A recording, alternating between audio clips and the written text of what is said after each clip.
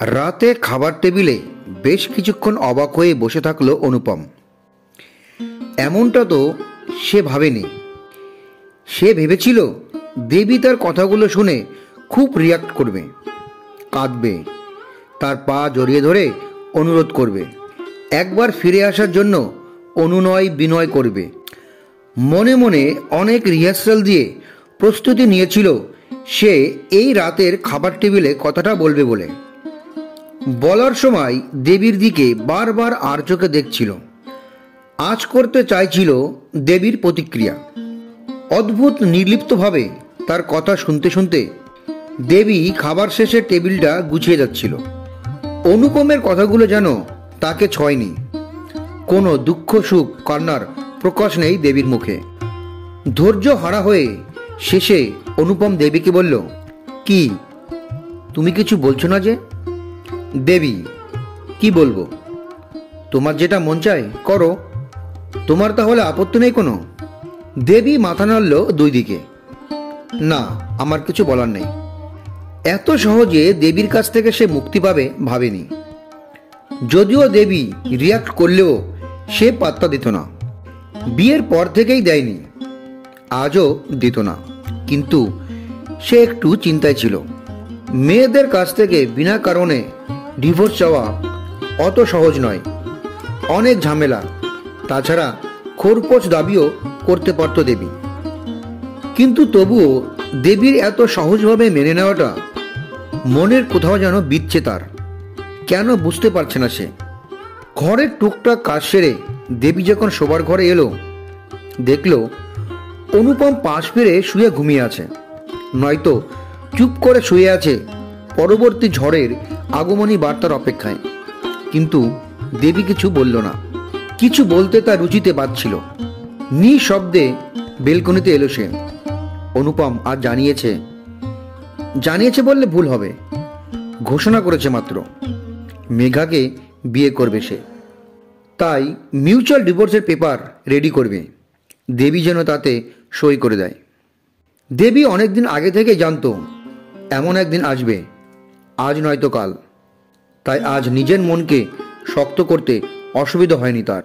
বিগত প্রায় 2 বছর ধরে মেঘা নামে ওর অফিসের কলিগ, ওর সাথে অনুপমের রিলেশন। প্রথম বুঝতে না পারলেও পরে বুঝেছিল খুব। মাঝে মাঝে অনেক রাতে ঘুম ভেঙে সে দেখেছে পাশের রুমে ফোনে কথা বলতে। কিছু জিজ্ঞেস করলেই অফিসের কথা বলে এড়িয়ে যেত। বেশি প্রশ্ন করলে সন্দেহ বাতিগ্রস্ত বলে অশান্তি শুরু করত। বলতো, পোষায় থাকো, না পোষায় চলে যেতে পারো। তবুও দেবী নিজের অধিকার সহজে হাতছাড়া করতে চায়নি। কিন্তু যেদিন প্রতিবাদ করায় দেবীর গায়ে হাত তুলেছিল অনুপম, সেদিন খুব আত্মসম্মানে লেগেছিল দেবীর। ধীরে ধীরে সে নিজেকে গুটিয়ে নিয়েছিল।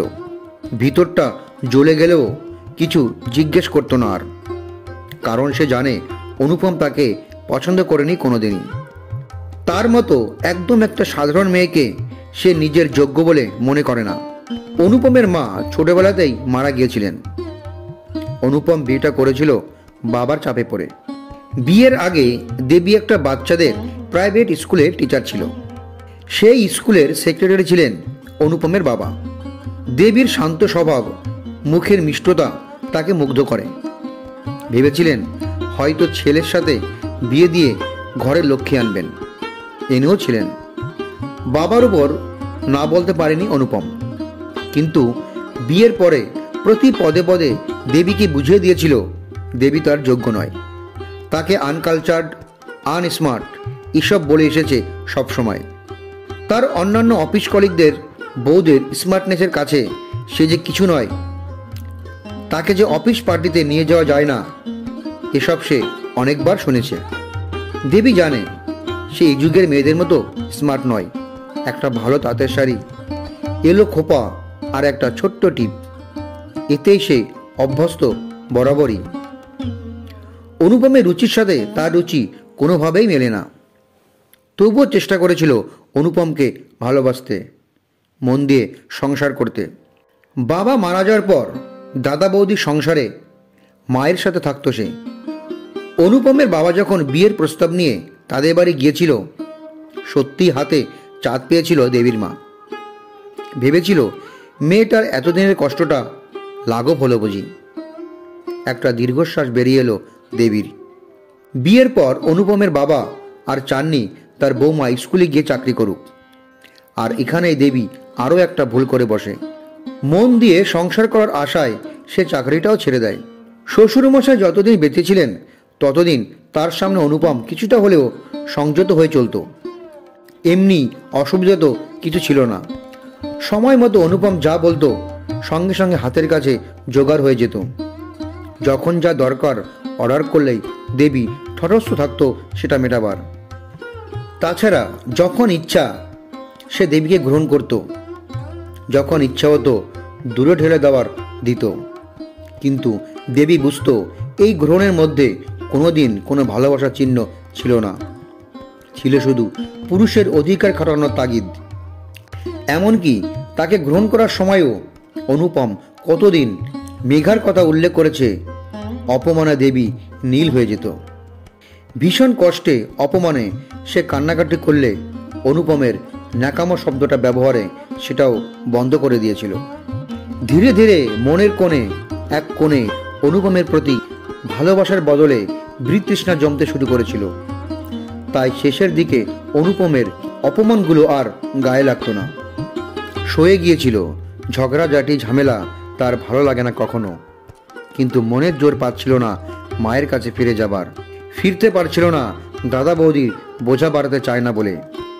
মনের ভিতরটা মরে গেলেও বাইরে তার প্রকাশ্য ছিল না। সে বুঝতে পারত সহ্য করতে করতে সেলফ রেসপেক্টটাও নষ্ট হয়ে যাচ্ছিল তার। প্রতিটা ব্যবহারে অনুপম তাকে শোনাতো দেবীকে বিয়ে করে তার জীবনটা শেষ হয়ে গেছে। তার স্বপ্ন তো লুকিয়ে আছে মেঘার মধ্যে। মেঘার মধ্যে যা মাদকতা তা দেবীর মধ্যে কোথায়? মেঘার মতো স্মার্ট মেয়েরই স্বপ্ন দেখত সে। অমন গমরাঙা গায়ের রং, অমন সুন্দর ফিগার, তার কাছে দেবী নাকি একটা কালো মুটকি ছাড়া আর কিছু নয়। ঘরের ভিতর থেকে অনুপমের নাক ডাকার শব্দ শুনতে পেল দেবী।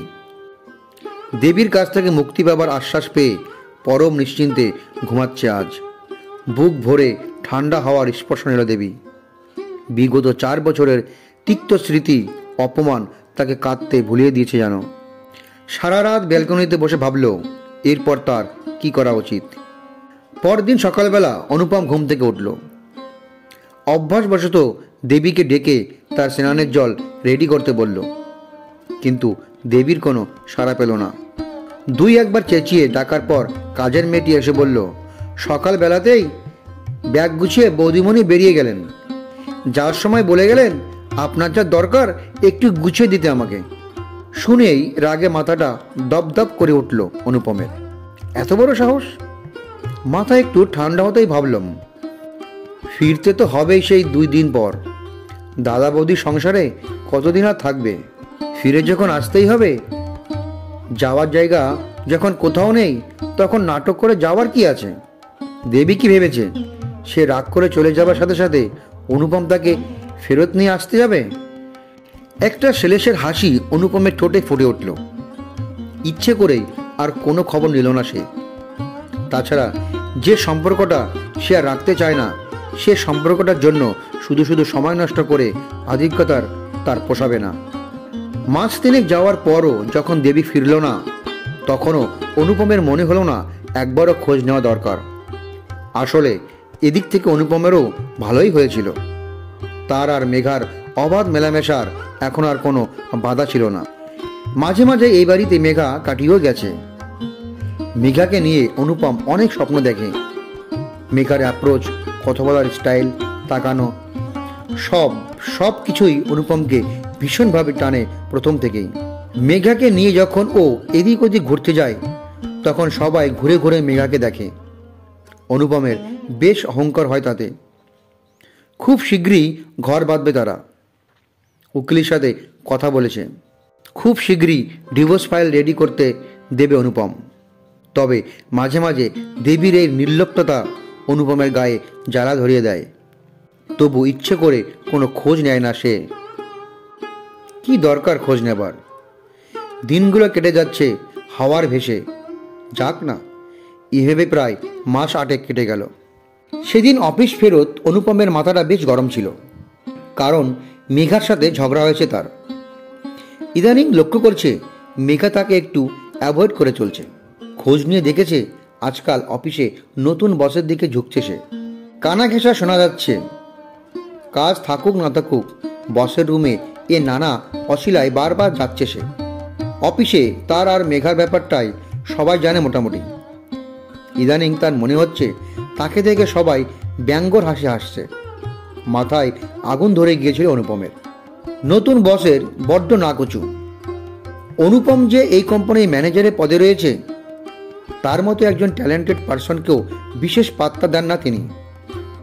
আর তার সাথেই কিনা মেঘা অবশ্য অনুপমের রাগকে পাত্তা না দিয়েই বলেছিল, শোনো, তুমি আমাকে নিজের বউ পাওনি যে তুমি আমাকে মেজাজ দেবে আর আমি সব শুনে নেব।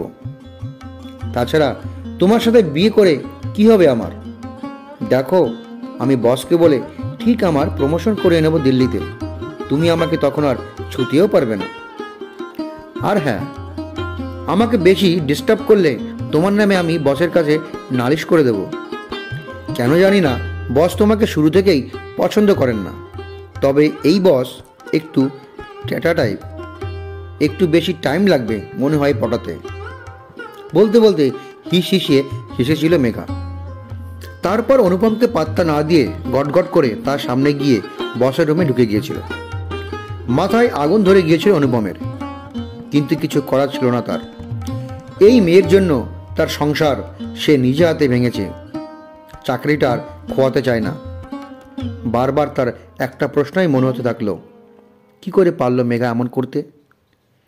এত সহজে কিভাবে একটা সম্পর্ক ভেঙে দিতে পারে? অলক্ষ্যে ভগবানও বোধহয় মুচকি হাসে। যে নিজের সংসার ভেঙে দিতে এক বিন্দু দ্বিধাবোধ করেনি, সে অন্যের বিচার করতে বসে। বাড়ি ফিরে এসে আজ এই প্রথম বাড়িটাকে খুব ফাঁকা মনে হয় তার। আজ দেবীর কথা বড্ড বেশি মনে পড়ছে। মেয়েটা সত্যি খুব সরল সোজা। মেঘার মতো সুন্দরীও নয় সে, কিন্তু এটাও সত্যি মেঘার মতো পুরুষ ভোলানো ছলাকলাও সে জানে না। তাই দিনের পর দিন ডানা ওঠা পিপলেকার মতো দেবীর মতো শান্ত প্রদীপকে ছেড়ে মেঘার মতো বিজলি বাতির দিকে দৌড়েছিল সে। ভুল করেছে। কাল সকালেই দেবীর কাছে গিয়ে তার সাথে যে দিনের পর দিন অন্যায় করে গেছে তার জন্য ক্ষমা চেয়ে নেবে। মনে করল সে নিশ্চয়ই দেবী তাকে ক্ষমা করে দেবে। এই ভেবে নিজের অশান্ত মনকে কিছুটা শান্ত করে অন্যান্য দিনের মতো লেটার বক্স থেকে চিঠিগুলো বের করলো। অবাক হলো দেখে যে কয়েকটা চিঠির মধ্যে দেবীর একটা চিঠি। একেই মনে হয় কোইন্সিডেন্স বলে। কেন জানি না, মনটা একটু ভালো লাগায় ভরে উঠল তার। তাড়াতাড়ি খামটা খুলল সে। স্তম্ভিত হয়ে দেখল ডিভোর্সের চিঠি তাতে। কিছুক্ষণ বুঝতে সময় লাগলো। দেবী তাকে ডিভোর্সের চিঠি পাঠিয়েছে। এই চিঠির সঙ্গে আরও একটি চিঠি। আশা করি ভালো আছো। নিশ্চয় ভেবেছ আপদ বিদায় হয়েছে, ভালোই হয়েছে, সেজন্য খোঁজ নাওনি। যাই হোক, আমি এখন মাকে নিয়ে দেশের বাড়ি থাকি। দেশের বাড়ির কাছেই যে ছোটদের স্কুল, তাতে চাকরি পেয়েছি এই মাসখানেক হলো। দাদার বাড়িতে গলগড়ো হয়ে নেই আর। তুমি আমাকে ভবিষ্যতে ডিভোর্স দেবে এই বিষয়ে এত শিওর ছিল যে বারবার বলা সত্ত্বেও তুমি কখনো কোনো ইস্যু নিতে চাওনি। কিন্তু তোমার পাঠানো ডিভোর্সের চিঠি যখন পেলাম না, তখন আমিই পাঠালাম। তোমার দিনের পর দিন অপমানে নিজের সত্তাটুকু যখন হারিয়ে ফেলেছিলাম আমি, আত্মসম্মানবোধটুকু আমার নষ্ট হয়ে যাচ্ছিল দিনের পর দিন। হীনমন্যতায় ডুবে যাচ্ছিলাম আমি। ডুবিয়ে যেতাম যদি আমার জীবনে হঠাৎ সৌম্যজিৎ না আসতো। সৌম্যজিৎ আমার স্কুল জীবনের বন্ধু। ওই প্রথম আমাকে বুঝিয়েছে যে আমিও একটা মানুষ, আমার মধ্যেও সৌন্দর্য আছে, আমিও কারোর ভালোবাসা পাবার যোগ্য, যেটা আমি কবছরে একদম ভুলতে বসেছিলাম। যাই হোক, ডিভোর্সের পেপারটা সই করে পাঠিয়ে দিও যত তাড়াতাড়ি সম্ভব। ভালো থেকো, ইতি, দেবী। চিঠিটা পড়ে অনুপমের মাথা ঘুরে গেল। চোখ জ্বালা করে উঠল তার। বুকের মধ্যে তীব্র জ্বালা অনুভব করল সে। চিঠিটা ছুঁড়ে ফেলে দিল সে। দেবীকে এই কয়েক বছরে অনেক অপমান সে করেছে, কিন্তু দেবীকে অন্য কেউ প্রশংসা করলে তার ভেতরটা এইভাবে জ্বলবে সেটা ঠিক বুঝে উঠতে পারেনি। কে না কে সৌম্যজিৎ, তার কথা শুনে কিছুতেই সে সহ্য করতে পারছে না। কেন সেটা সে নিজেও জানে না।